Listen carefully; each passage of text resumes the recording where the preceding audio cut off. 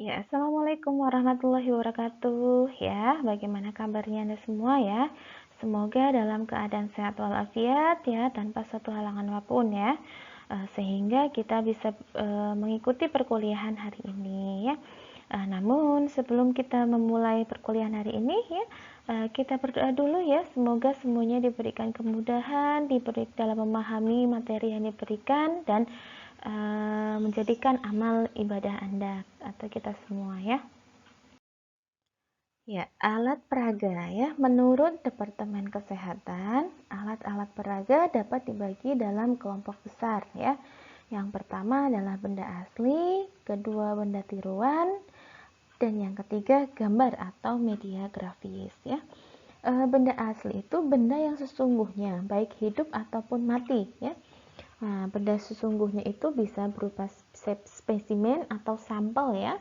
Misalnya kita waktu melakukan penyuluhan atau konseling gizi seimbang ya. Di situ kita menggunakan buah-buahan, sayur-sayuran asli ya. Nah, itu bisa digunakan. Kemudian benda tiruan ya yang menyerupai ya. Misalnya sikat gigi ya. Bagaimana caranya menyikat gigi. Nah, kita pakai sikat gigi yang asli tapi giginya gigi tiruan ya, sehingga kita bisa mempraktekkan bagian dalam menyikat bagian dalam itu seperti apa dan bagaimana ya. Kemudian dalam bentuk gambar ya. Gambar atau media grafis ini ya sama seperti yang biasa yang terpampang gitu ya. Ada poster-poster dan sebagainya yang menggambarkan apa yang kita ingin sampaikan kepada masyarakat. Nah, media pendidikan kesehatan ya, dalam promosi kesehatan dapat diartikan sebagai alat bantu ya untuk promosi kesehatan yang dapat dilihat, didengar, diraba, dirasa atau dicium untuk memperlancar komunikasi dan penyebarluasan informasi ya. Nah, ini ya media promosi kesehatan juga disebut sebagai semua sarana atau upaya untuk menampilkan pesan ya. Jadi menampilkan pesan atau informasi yang ingin disampaikan oleh komunikator, baik melalui media cetak, elektronik seperti televisi, radio, komputer dan lain-lain, dan media luar ruang ya, sehingga sasaran dapat meningkatkan pengetahuannya yang akhirnya diharapkan dapat merubah perilakunya ke arah yang lebih positif terhadap kesehatannya ya. Ini jadi definisi tentang promosi atau media dalam promosi kesehatan. Nah, tujuan media promosi kesehatan diantaranya adalah media dapat mempermudah penyampaian informasi, media dapat menghindari kesalahan persepsi, dapat memperjelas informasi, dapat mempermudah pengertian, mengurangi komunikasi verbalistik, nah kemudian dapat menampilkan objek yang tidak bisa ditangkap dengan mata, ya, kemudian memperlancar komunikasi, ya. Ya, jenis media atau alat peraga pada pendidikan kesehatan juga dibedakan berdasarkan cara produksi ya media tersebut ya, yaitu dibagi menjadi 3 golongan. Yang pertama adalah media cetak, yang kedua media elektronik, dan yang ketiga adalah media luar ruangan ya. Media cetak yang seperti kita lihat ya, ada poster, ada koran, majalah dan sebagainya. Nah, elektronik sudah jelas ada televisi, radio ya. Kemudian media luar ruangan seperti baliho yang besar itu ya. Nah, ini ada macam-macamnya ya. Yang pertama adalah media cetak ya. Koran atau surat kabar ya. Koran merupakan lembaran-lembaran kertas berisi tulisan kabar berita dan sebagainya yang terbagi ke dalam beberapa kolom ya. Silahkan Anda perhatikan kalau di surat kabar itu ya, halaman pertama aja sudah berapa kolom ya. Di situ ada tema ini, tema itu, tema ini ya. Nah, kemudian poster. Nah, poster merupakan gambaran-gambaran yang dirancang sedemikian rupa sehingga menarik audiens sedikit menggunakan kata-kata, ya.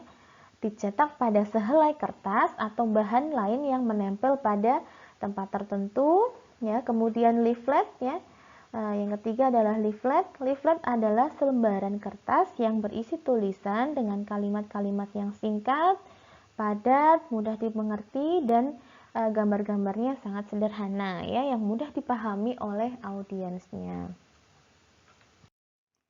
Yang selanjutnya adalah pamflet, ya. Pamflet ini adalah terbitan tidak berkala, ya, yang dapat terdiri dari satu hingga sejumlah kecil halaman, tidak terkait dengan penerbitan lain dan selesai dalam sekali terbit, ya, itu hanya sekali, ya. Kemudian majalah. Nah, ini kita sudah sering mendengar, ya. Majalah adalah media yang mengandalkan tulisan atau teks yang berisi macam-macam artikel, ya, dalam bentuk topik yang bervariasi, ya, dalam populer dan populer yang ditujukan kepada masyarakat umum, ditulis dengan gaya bahasa yang mudah dimengerti oleh banyak orang, ya. Jadi majalah itu sebenarnya banyak artikel yang dijadikan satu, ya, sehingga dengan bahasa yang mudah dimengerti. Kemudian booklet, ya. Booklet ini adalah media komunikasi massa yang bertujuan untuk menyampaikan pesan juga yang bersifat promosi, ya. Anjuran, larangan-larangan kepada halayak luas, ya, atau massa, dan berbentuk cetakan seperti buku, ya, memang seperti itu, ya.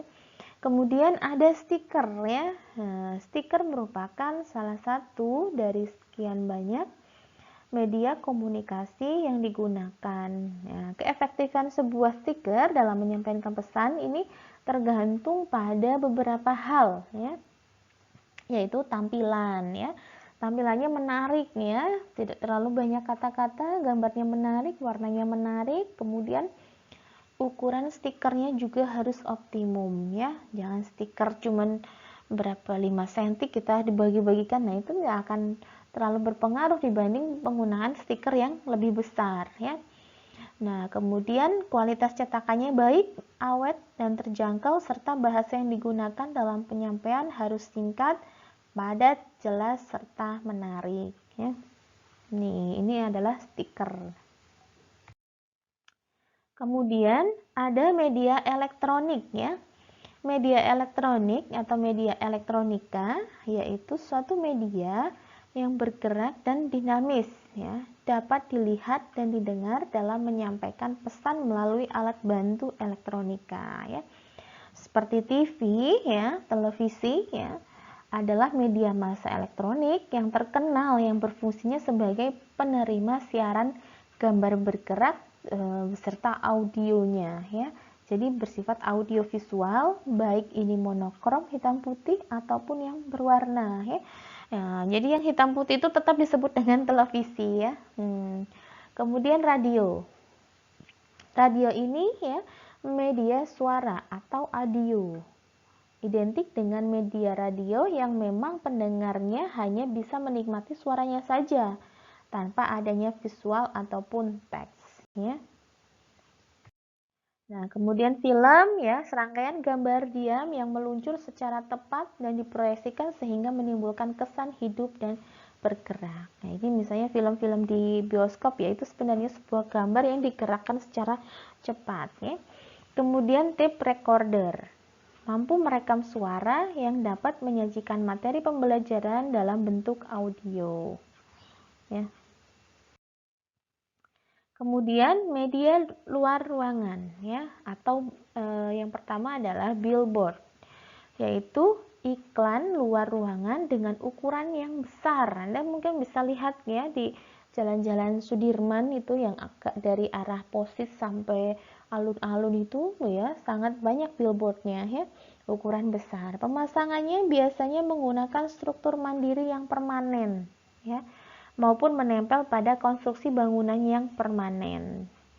Nah, mungkin di alun-alun, ya, ada himbauan dari bupati terkait dengan pencegahan virus corona, ya, penyebaran virusnya di situ.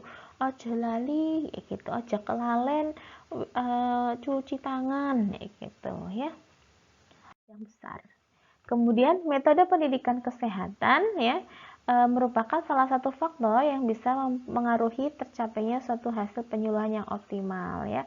Antara lain metodenya bisa dengan konseling ya, perorangan atau individu. Ya, kemudian metode pendidikan kelompok ya, seminar, dan kemudian yang keempat metode pendidikan massa. Ya, ini seperti penyuluhan ya, hampir sama dengan pendidikan kelompok. Ya, selanjutnya adalah metode pendidikan individu ya. Ada bimbingan dan konseling ya. Bimbingan berisi penyampaian informasi yang berkenaan dengan masalah pendidikan, pekerjaan pribadi dan masalah sosial yang disajikan dalam bentuk pelajaran. Nah, informasi dalam bimbingan ini dimaksudkan untuk memperbaiki dan mengembangkan pemahaman diri dan orang lain ya. Sedangkan perubahan sikap itu merupakan tujuan tidak langsung dari proses bimbingan ya. Nah, kalau bimbingan ini adalah misalnya seseorang yang ingin berhenti merokok tetapi belum bisa sampai sekarang. Nah, di situ ada proses kita pemberian informasi, Pak, kalau misalnya yang merokok itu bisa menyebabkan ini dan sebagainya. Nah, terus dari proses bimbingan, terus arahan, informasi yang didapat ya, sehingga oh iya ya, saya juga pernah merasakan jantung saya berdebar-debar, tekanan darahnya saya naik terus. Oh, ternyata itu disebabkan karena merokok ya. Ya, bisa jadi Pak gitu. Oh iya ya, berarti saya harus mengurangi nih gitu, atau saya harus berhenti nih. Nah, itu memunculkan pemahaman diri ya. Nah, jadi lebih paham yang kondisi yang dia alami sekarang itu kenapa gitu kan. Nah, kalau konseling yaitu proses belajar yang bertujuan untuk meningkatkan konseling atau peserta didik mengenal dan menerima diri sendiri serta realistis dalam proses penyelesaian dengan lingkungan ya. Jadi di sini konseling itu membantu konseling memecahkan masalah-masalah pribadi ya yang terkait dengan emosional atau sosialnya sehingga mengerti diri sendiri, mengeksploitasi diri dan membantu mengembangkan kesehatan mental, perubahan sikap dan tingkah laku. Nah, pada proses konseling ini ya memungkinkan konseling ya. Konseling itu adalah peserta didiknya, kalau konselor itu adalah orangnya ya. Orang yang gurunya ibaratnya ya. Ya, yang memberikan konseling ya. Di situ jadi pada proses konseling ini ya seseorang misalnya seorang wanita mengalami kehamilan tidak diinginkan ya, apalagi itu di luar pernikahan. Nah, di situ ya di situ ada wanita yang konsultasi ini gimana gitu. Nah, pacar kamu gimana gitu. Nah, kemudian kalau kira-kira respon orang tua terhadap kehamilanmu bagaimana gitu, atau mungkin kalau kamu menggugurkan apa yang kamu rasakan gitu. Jadi di situ juga menggali diri sendiri ya, terus mengkaitkan dengan sosial, kehidupan emosinya dia dengan sosialnya. Ya, kalau saya menggugurkan kandungan saya akan merasa bersalah gitu. Nah, tapi sosial gimana orang tua saya? Nah, itu nanti akan ditemukan jalan keluarnya. Akhirnya, oh iya ya, saya tidak mau menggugurkan kandungan, saya juga akan menyampaikan pada orang tua saya seperti ini gitu. Kalau dengan cara seperti ini, nah, insya Allah orang tua saya mau menerima dan menolong saya gitu ya. Nah, proses konseling terdiri atas 3 tahapan, yaitu tahapan awal ya, meliputi pengenalan, kunjungan, dan dukungan lingkungan. Kemudian tahap pertengahan berupa kegiatan penjelasan masalah klien ya, dan membantu apa yang akan diberikan berdasarkan penilaian kembali masalah klien ya. Kemudian tahap akhir ditandai oleh penurunan kecemasan ya terhadap perubahan perilaku ke arah positif, sehat, dinamik, dan tujuannya yang jelas di masa yang akan datang dan terjadi perubahan sikap. Nah, itu tadi yang seperti saya jelaskan tadi. Pertama, pasien datang, nama saya ini Bu, saya mengalami ini, dia cerita panjang lebar, saya mengalami kehamilan tidak diinginkan, saya berhubungan dengan pacar saya, misalnya seperti itu ya. Nah, kemudian pertengahan, ini mulai penjelasan kegiatan masalah klien, membantu apa yang akan diberikan berdasarkan penilaian dari klien, masalah klien itu sendiri. Tadi ya, bagaimana kalau orang tua kamu biasanya kalau nggak marah tuh bagaimana gitu, cara penyampaiannya, nah, seperti ini gitu ya. Nah, tahap akhir, oh iya ya, baik, saya tidak akan melakukan menggugurkan kandungan saya seperti itu, sehingga kecemasan saya berkurang. Nah, sehingga dia akan bersikap lebih positif ya. Ya, untuk selanjutnya adalah metode wawancara ya. Wawancara petugas dengan klien dilakukan untuk menggali informasi mengapa ia tidak atau belum menerima perubahan ya. Apakah tertarik atau tidak terhadap perubahan, dan untuk mengetahui apakah perilaku yang sudah atau belum diadopsi memiliki dasar pengertian dan kesadaran yang kuat ya. Jadi di sini proses wawancara adalah untuk menggali ya, apakah pemahaman yang informasi sudah pernah didapat itu bisa merubah pemikirannya terhadap sesuatu ya. Nah, selanjutnya adalah metode pendidikan berkelompok ya. Metode pendidikan kelompok dibagi menjadi dua, yaitu kelompok besar dan kelompok kecil ya. Untuk kelompok yang besar, sasarannya itu berjumlah lebih dari 15 orang ya. Dapat digunakan metode ceramah dan seminar. Kemudian kelompok kecil ya, apabila pesertanya kegiatan itu kurang dari 15 orang, dan biasanya kita disebut dengan kelompok kecil ya. Kelompok kecil itu metode yang bisa digunakan yaitu ada diskusi kelompok dan curah pendapat ya. Diskusi kelompok itu ya yang seperti kita lakukan di kelas, atau curah pendapat, kita menyampaikan pendapat-pendapat ya dalam kelompok kecil. Ya, yang pertama adalah ceramah ya. Metode ini baik untuk sasaran pendidikan tinggi maupun rendah. Hal ini ya, yang perlu diperhatikan dalam menggunakan metode ceramah adalah persiapan ya. Ceramah yang berhasil apabila penceramah itu sendiri menguasai materi ya yang akan disampaikan pada ceramah tersebut. Ya, untuk itu penceramah harus mempersiapkan diri ya, mempelajari materi dengan sistematika yang baik ya. Lebih baik lagi kalau disusun dalam diagram atau skema. Kemudian mempersiapkan alat-alat bantu pengajaran, misalnya makalah singkat ya, slide atau transparan ya, sound system dan sebagainya. Ya, pelaksanaan dari ceramah ya, kunci keberhasilan dari pelaksanaan ceramah adalah apabila penceramah dapat menguasai sasaran ceramahnya ya. Jadi sasarannya itu tadi ya, mau kelompok individu ya, atau kelompoknya besar, kelompok kecil ya. Kemudian dapat menguasai dalam arti secara psikologisnya ya. Penceramah dapat melakukan hal-hal sebagai berikut ya. Sikap dan penampilan yang meyakinkan ya. Tidak boleh bersikap ragu-ragu dan gelisah ya di depan. Pertama saya akan ya, itu kan ragu-ragu ya, jadi harus percaya diri ya. Terima kasih Bapak Ibu, selamat pagi ya, atas kehadirannya terima kasih. Saya akan menyampaikan penyuluhan tentang, nah di situ kan seperti meyakinkan sekali ya gitu. Nah, kemudian pandangan harus tertuju ke seluruh peserta ceramah ya. Eye contact-nya nih ya, matanya harus lihat kanan, kiri, depan ya. Nah, itu harus seimbang ya. Jadi tidak melihat laptop terus atau melihat audiens yang terdekat ya. Kemudian berdiri di depan, di pertengahan, seyogyanya tidak duduk ya. Jadi kalau menyampaikan materi sebaiknya sambil berdiri ya.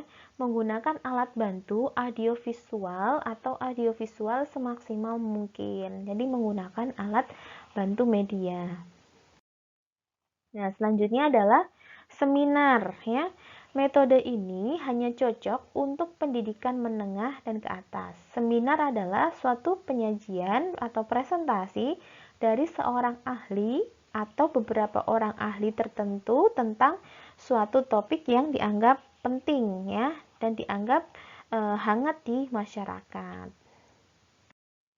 Nah, untuk kelompok kecil, apabila peserta kegiatan ini kurang dari 15 orang ya, biasanya kita sebut dengan kelompok kecil. Metode kelompok kecil yang bisa digunakan ya. Nah, ada kelompok diskusi kelompok ya. Diskusi kelompok adalah semua anggota kelompok bebas berpartisipasi dalam diskusi ya.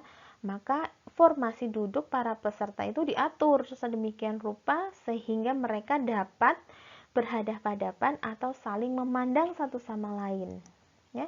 Misalnya ya, seperti di kelas ini dalam bentuk lingkaran atau segi empat ya. Nah, pemimpin diskusi juga duduk di antara peserta sehingga tidak menimbulkan kesan yang lebih tinggi gitu ya.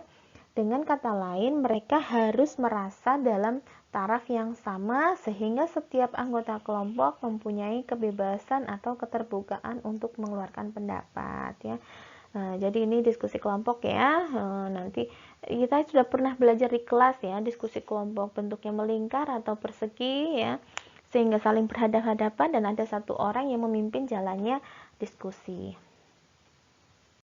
Selanjutnya adalah curah pendapat ya, curah pendapat atau brainstorming ya. Metode ini merupakan modifikasi metode diskusi kelompok. Prinsipnya sama dengan metode diskusi kelompok. Bedanya ya, pada permulaan pemimpin kelompok memancing dengan satu masalah dan kemudian tiap peserta memberikan jawaban atau tanggapan. Ya, misalnya pada masyarakat kita masih banyak yang merokok ya. Kira-kira apa yang bisa kita lakukan untuk mencegah agar masyarakat berubah perilakunya untuk tidak merokok. Nah, di situ pendapat ini, pendapat A, pendapat B, pendapat C dan seterusnya ya. Tuh. Nah, kemudian bola salju ya. Kelompok dibagi dalam pasang-pasangan, satu pasang 2 orang ya, dan kemudian dilontarkan satu pertanyaan atau satu masalah. Setelah lebih kurang dari 5 menit, maka tiap 2 pasang bergabung menjadi satu. Mereka tetap mendiskusikan masalah yang sama tersebut dan mencari kesimpulannya. Kemudian setiap 2 pasang yang sudah beranggotakan 4 orang ini akan bergabung lagi dengan pasangan yang lainnya dan demikian seterusnya hingga akan terjadi diskusi dalam anggota kelompok, seluruh anggota kelompok ya. Jadi pertama 2 orang diskusi, terus nanti bergabung dengan kelompok yang lainnya, jadi satu kelompok itu 4 orang. Nah, menyimpulkan, nah bergabung lagi, nah itu adalah bola salju ya, metode bola salju. Kemudian kelompok-kelompok kecil ya. Kelompok ini langsung dibagi menjadi kelompok-kelompok kecil ya, bus group. Yang kemudian diberi satu permasalahan yang sama atau tidak sama dengan kelompok lain ya. Masing-masing kelompok mendiskusikan masalah tersebut, selanjutnya hasil dan tiap kelompok didiskusikan kembali dan dicari kesimpulannya ya. Jadi kelompok A 5 orang, kelompok B 5 orang, kelompok C 5 orang, nanti kita rangkum jadi sebuah kesimpulan ya. Kemudian bermain peran ya, metode pendidikan bermain peran ya. Dalam metode ini beberapa anggota kelompok ditunjuk sebagai pemegang peranan tertentu ya untuk memainkan karakter ya, misalnya ada yang jadi dokter puskesmas, perawat atau bidan dan sebagainya. Sedangkan anggota lainnya sebagai pasien atau anggota masyarakat ya. Mereka memperagakan misalnya bagaimana interaksi atau komunikasi sehari-hari dalam melaksanakan tugas ya. Jadi benar-benar role play ya, ada sebagai seorang ibu, bawa bayinya atau suaminya, bidan, dokter ya, perawat dan sebagainya. Nah, ini sudah familiar sekali untuk definisi dari bermain peran. Permainan simulasi. Metode ini merupakan gabungan antara role play dengan diskusi kelompok ya. Pesan-pesan kesehatan disajikan dalam beberapa bentuk permainan seperti monopoli. Cara memainkan persis dengan permainan monopoli yaitu menggunakan dadu atau gajah penunjuk arah ya, selain berperan atau papan main ya. Beberapa akan menjadi pemain dan sebagian lagi berperan sebagai narasumber ya.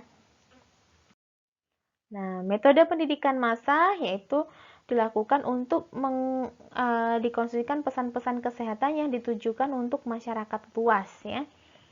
Karena sasaran pendidikan bersifat umum dan tidak dalam arti tidak membedakan golongan, umur, jenis kelamin, pekerjaan, status sosial dan tingkat pendidikan ya.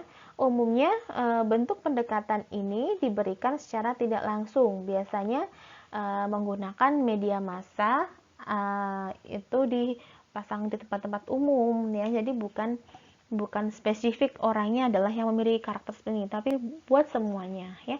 Seperti yang dipasang baliho dan sebagainya atau poster-poster yang dipasang di tempat umum. Ya. Nah, ini contohnya ceramah umum, pidato, simulasi, tulisan-tulisan atau koran dan majalah dan billboardnya itu contohnya ya. Ya, terima kasih. Untuk selanjutnya silahkan kerjakan tugas yang sudah saya berikan pada Skalsa ya, di Skalsa ya. Situ nanti silahkan dipelajari. Bila ada hal yang belum jelas, bisa japri saya langsung ya, atau ditanyakan pada di WA grup juga boleh ya. Terima kasih. Saya akhiri. Wabillahi taufiq wal hidayah. Wassalamualaikum warahmatullahi wabarakatuh.